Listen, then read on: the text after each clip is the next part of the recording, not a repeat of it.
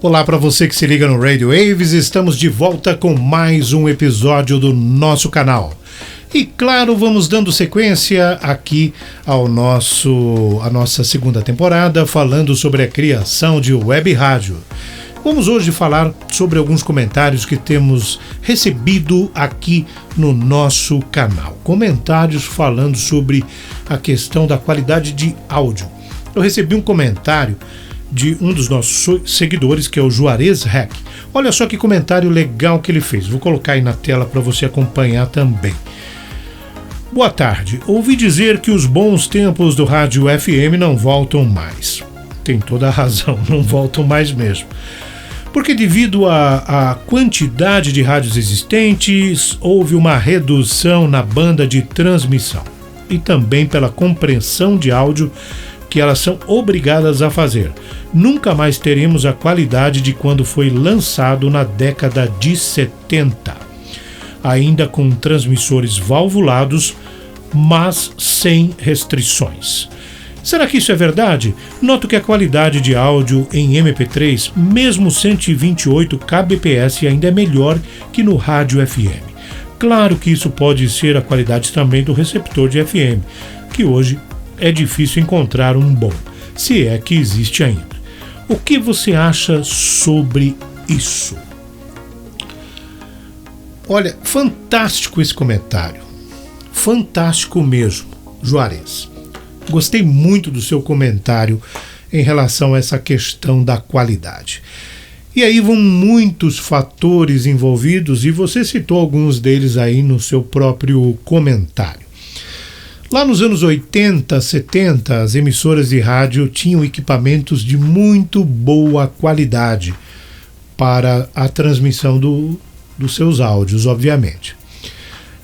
O que o pessoal utilizava, né, é aquilo que a gente tem mostrado nos episódios lá da primeira temporada, né, como é que eram as rádios antigamente. Eu não sei se hoje, eu não estou acompanhando, não estou mais trabalhando nesse meio, nas rádios comerciais, né? Hoje o meu trabalho com rádio está mais focado nas web rádios, mas na época, lá nos anos 80, havia um rigor muito grande de fiscalização em termos de equipamentos utilizados. Esse é um ponto, né? O órgão responsável na época chamava-se Dentel, né? E ele homologava os equipamentos que as rádios poderiam usar, né? Então esse é um ponto. Havia um controle de equipamentos a serem utilizados. Então, claro, equipamentos ruins, né, normalmente não eram homologados pelo Dentel e acabavam não sendo utilizados. A questão da compressão que você mencionou ali, na verdade ela sempre existiu tanto nas rádios AM quanto nas rádios FM. O que é essa compressão? Lá no início do rádio, os primeiros equipamentos que tinham nas rádios, falando lá das AMs do começo, e as primeiras FMs também, utilizavam um compressor de áudio. Esse compressor de áudio nada mais fazia do que mantinha um nível de volume mais ou menos automaticamente ajustado. Então, se durante um programa o locutor de repente fosse falar bem perto do microfone, né? O que acontecia? O equipamento chamado compressor dava uma segurada naquele áudio que excedeu um determinado limite, mantendo uma espécie de limitação. Daqui o áudio não pode passar. Se alguém der um grito no microfone, corta antes de ultrapassar tantos decibéis de áudio. Motivo para isso? 2. Primeiro, proteção da válvula de saída dos transmissores de AM naquela época, que eram forçadas por um excesso de modulação acima do 100%.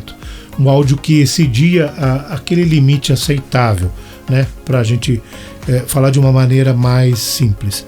Então, as válvulas de saída trabalhavam geralmente com uma voltagem alta, e quando havia um pico muito alto de modulação, ou seja, um grito, um som muito alto, havia até projeção de faíscas dentro dessas válvulas, e provocando até o risco de queime, e as válvulas eram extremamente caras. Eram as válvulas de radiofrequência de saída, né, que geravam a potência final para entregar ao sistema irradiante na época das rádios AM.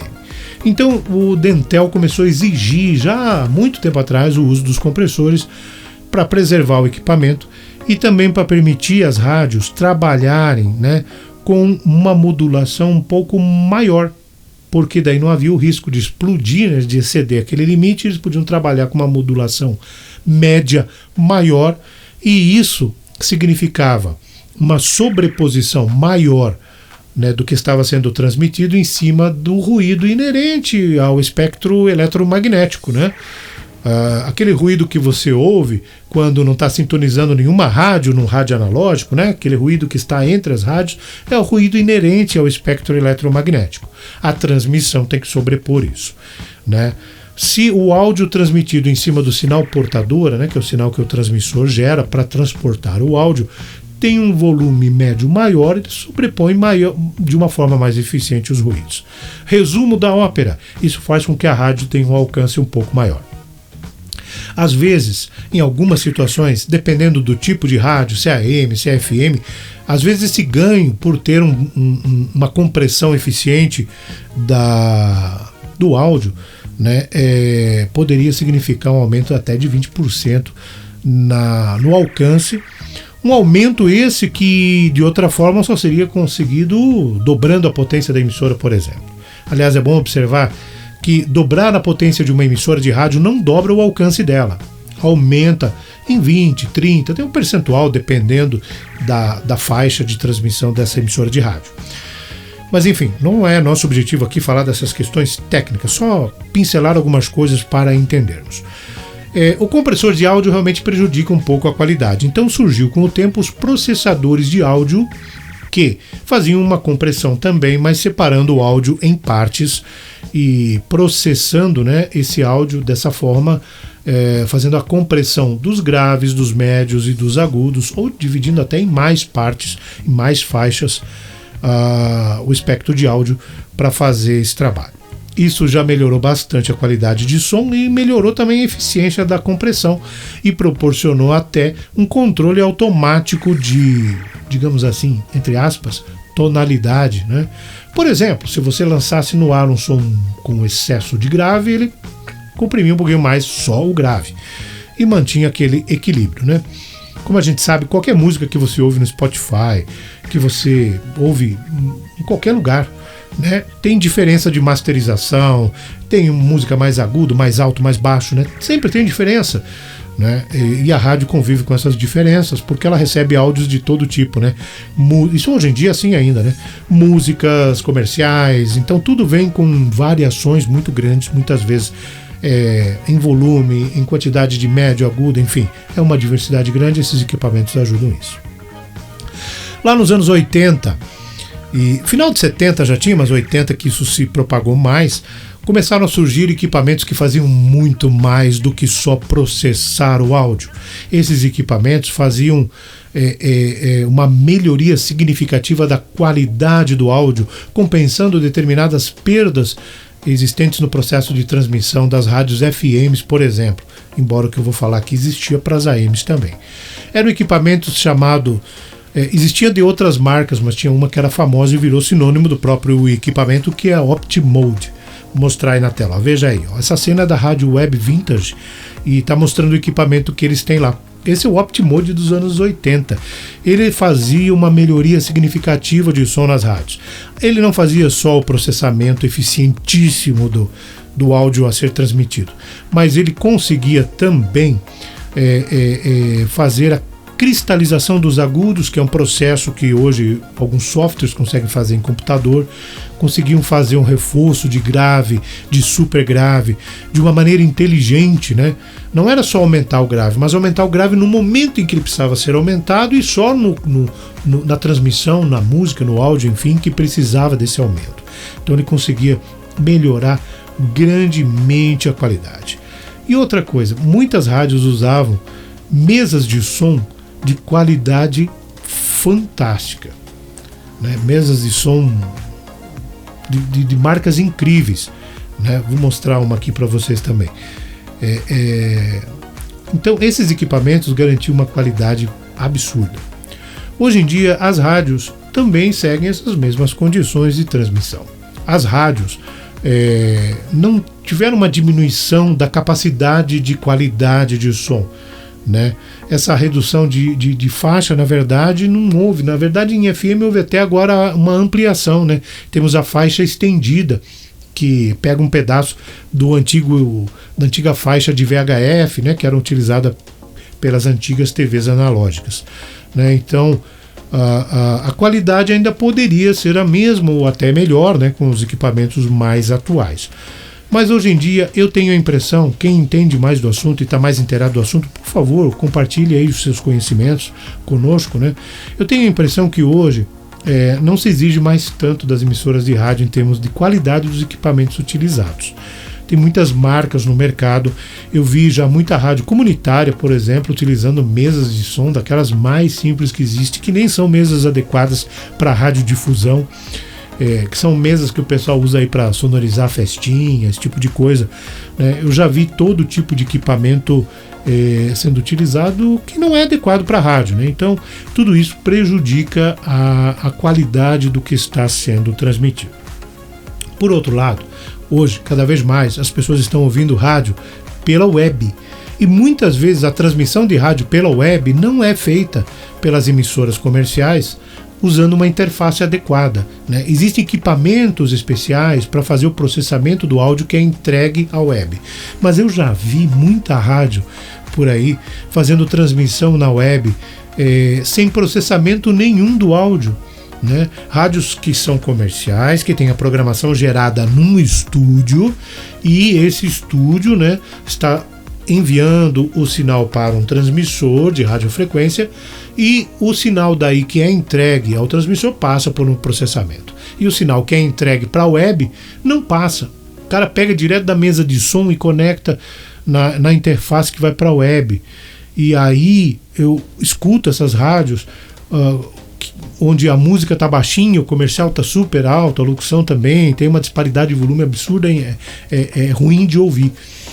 Então, tem casos assim, né? E já existe hoje interfaces especiais para essas rádios que têm a programação gerada em estúdio transmitir para a web. A programação gerada para as web rádios através de Auto DJ ainda não tem esse recurso disponível. Todos os áudios que você insere no Auto DJ, atenção, você que está fazendo a sua web rádio, a gente já falou isso aqui várias vezes. Todos esses áudios têm que ser previamente tratados. As plataformas não oferecem um recurso de normalização do áudio, de compressão, de processamento. Nada disso é oferecido por nenhuma plataforma. Tecnicamente, eu já expliquei para vocês que não é porque a plataforma não quer disponibilizar isso, porque a primeira plataforma que arrumar um jeito de fazer isso vai fazer um sucesso danado, mas é que é complicado tecnicamente fazer esse processamento do áudio dentro do sistema das plataformas quando você está veiculando pelo Auto DJ, né? É uma situação complexa, envolve poder de processamento de servidores, né? E se está hospedando milhares de rádios, imagine só. A dificuldade em termos de equipamento. Isso talvez até implicaria em aumentos substanciais de custos, né, para quem quisesse usar um serviço como esse. Enfim, é uma dificuldade no momento, quem sabe no futuro surjam soluções nesse sentido e a coisa melhore. Então, o que acontece, Juarez? Muitas vezes a qualidade de som das rádios que estão na web também não estão boas. Vou citar alguns exemplos aí, por exemplo, a Web Vintage, que é uma rádio que a gente já fala muito aqui, né, que é uma rádio que está fazendo um sucesso absurdo no Brasil, e cada vez mais pessoas estão... É um exemplo assim de uma web rádio fabulosa, mas eles não são só web rádio, eles têm uma rádio comunitária lá na cidade de Cotia, em São Paulo, onde eles estão, então eles têm uma transmissão em radiofrequência também. E eles têm todo aquele aparato de equipamento antigo dos anos 80, os Optimodes. Encontre aí, Juarez, na web, encontre a Web Vintage. Eu vou colocar novamente o link na nossa descrição do episódio de hoje, para quem quiser encontrá-la. Observe a qualidade que essa rádio tem e me diga se a qualidade dessa rádio não está igual àquelas que você está falando lá dos anos 80. Porque eles estão pegando o som da saída do Optimode deles e jogando para a web. Já pensou? Realmente eles estão fazendo uma coisa vintage e fantástica.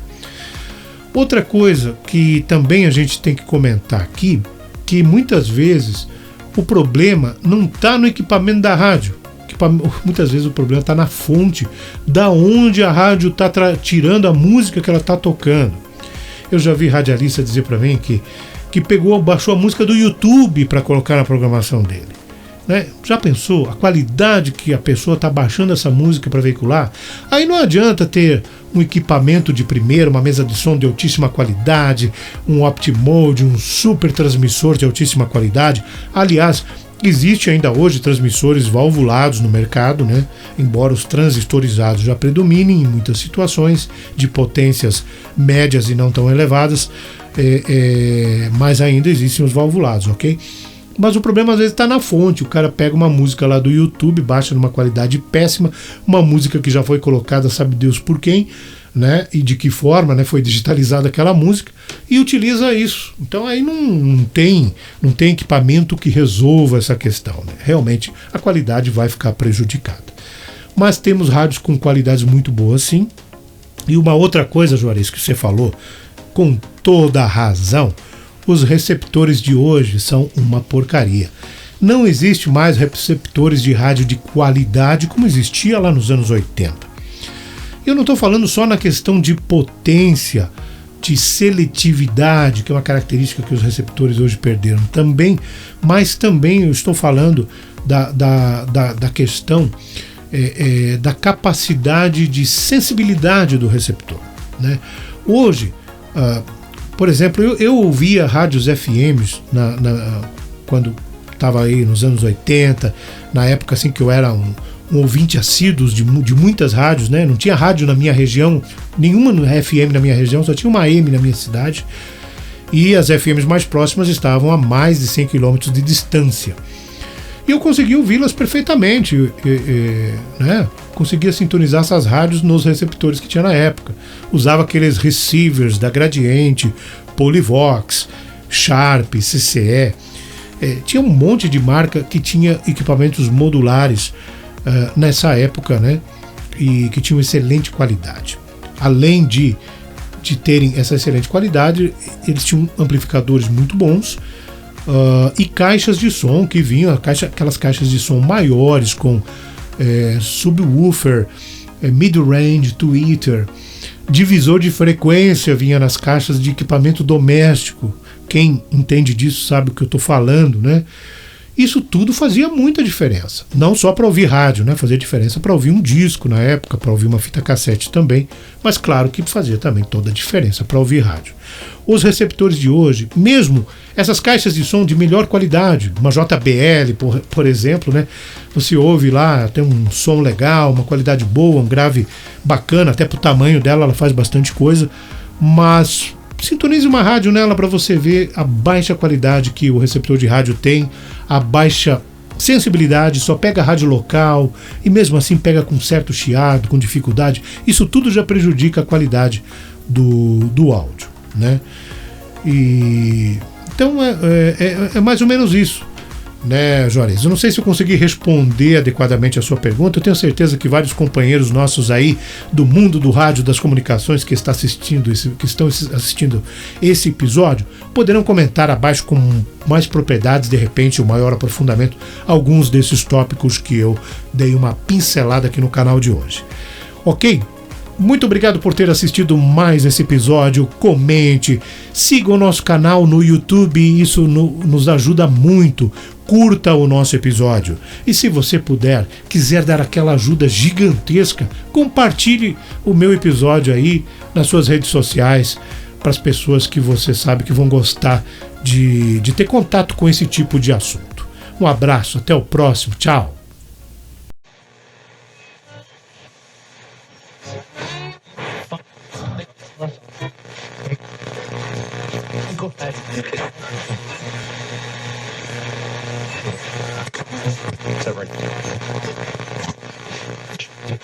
Listen.